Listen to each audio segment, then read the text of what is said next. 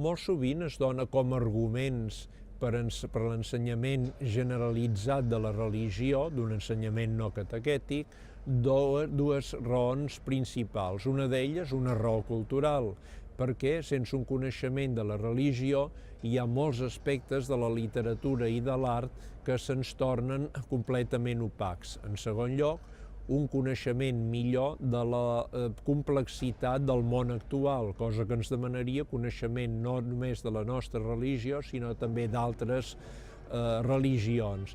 Però jo afegeixo a aquestes dues raons una tercera raó més individual, més de tipus d'aventura espiritual de cada persona, i és que conèixer aquestes religions ens permetrà més llibertat en el futur, en la nostra aventura espiritual personal, quan vulguem fer noves exploracions. No les començarem de zero, sinó conscients de quins són els punts cardinals de les grans exploracions espirituals de la història, i ens sentirem més abocats a una exploració més fèrtil, més rica, que no pas si sortíssim del pur desconeixement.